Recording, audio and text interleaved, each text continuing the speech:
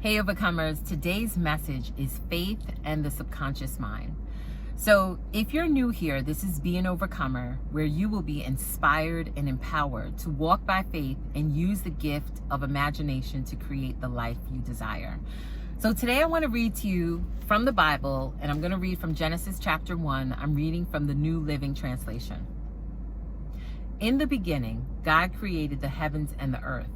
The earth was formless and empty, and darkness covered the deep waters. And the Spirit of God was hovering over the surface of the waters. Then God said, "Let there be light," and there was light. And God saw that the light was good.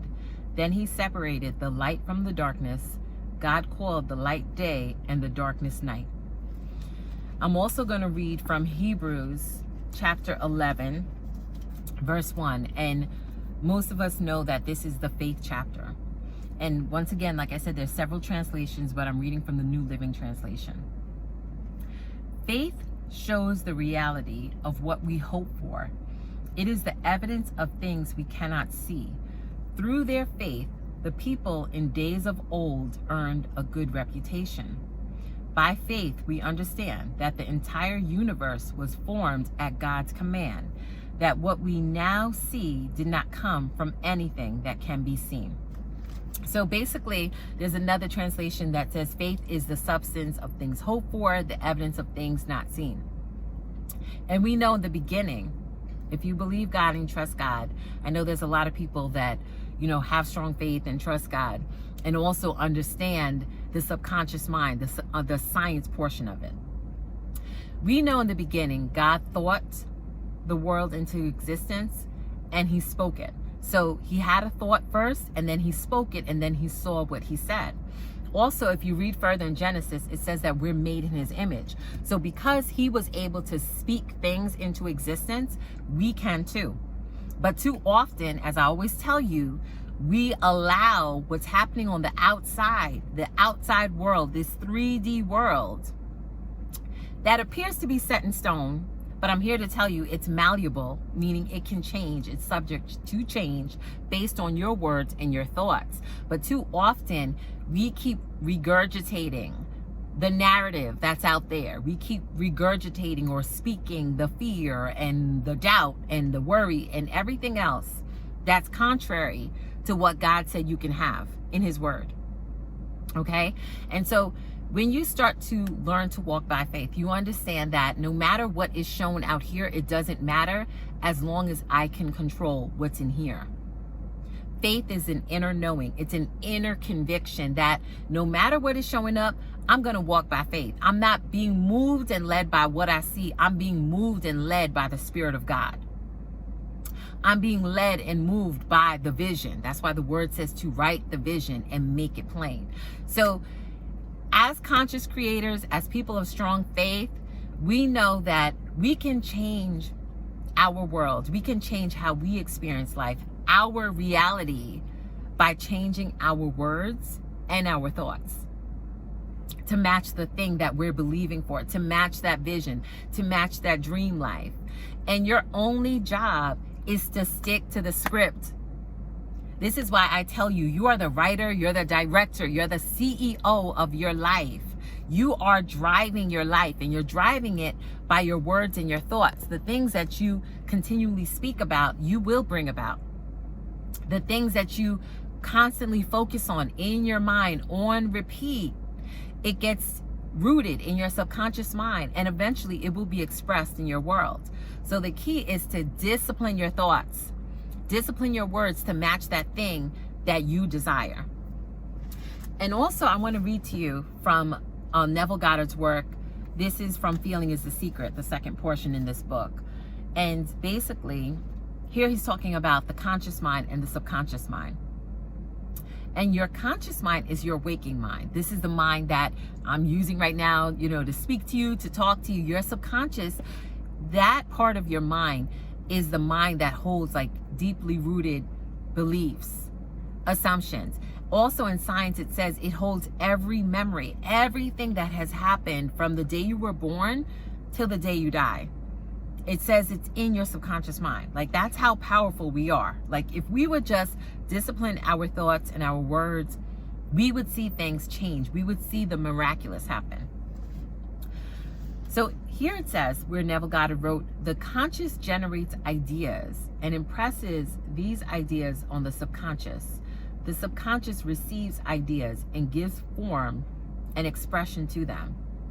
By this law, first conceiving an idea and then impressing the idea conceived on the subconscious, all things evolve out of consciousness. And without this sequence, there is not anything made that is made. The conscious impresses the subconscious, while the subconscious expresses all that is impressed upon it. The subconscious does not generate ideas, but accepts as true those which the conscious mind feels to be true, and, in a way known only to itself, objectifies the accepted ideas. Therefore, through his power to imagine and feel and his freedom to choose the idea he will entertain, man has control over creation. Control of the subconscious is accomplished through control of your ideas and feelings. Basically, you have control over your life. You have control over what shows up in your life. And it's based off, according to Neville Goddard, it's based off of your ideas and feelings, okay? You have to control, like, how you respond to things. And this is why I always tell you to become an observer of life, but don't absorb everything that is around you.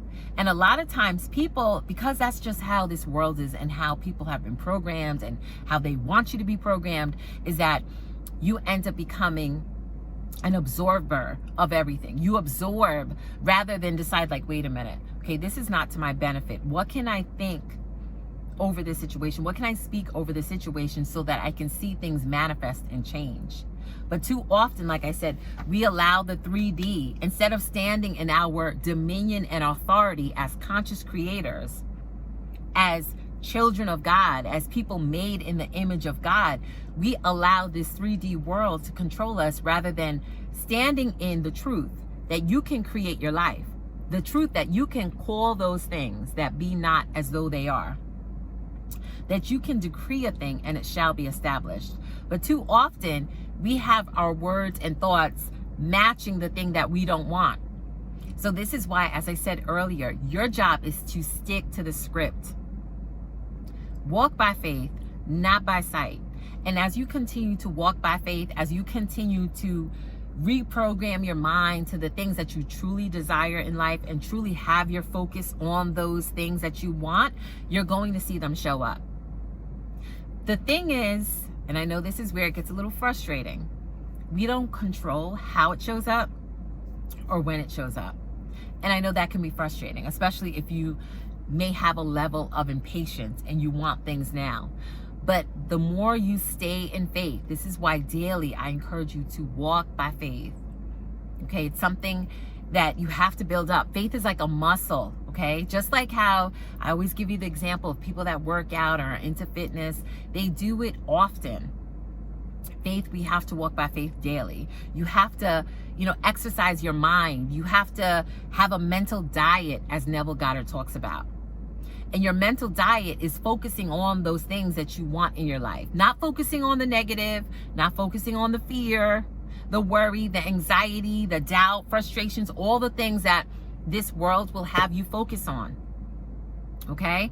That's why it says in the Word of God, whatsoever things are true and lovely and of good report, to think on these things.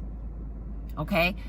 The Bible is a book for successful living. So I want to encourage you today to walk by faith, not by sight. Please understand that walking by faith and getting on top of your thoughts will allow your subconscious mind to generate ideas that are to your benefit. And you will see things shift. You will see things manifest in your life. But the key is to do it daily. So I hope this encouraged you today. I hope you felt inspired. I just want to thank you all so much for being here, for being a part of the Be an Overcomer channel. I appreciate you all so much. I want to see you all walking by faith and using the gift of imagination to create your best life, to create your greatest life. Thank you so much. Be an overcomer.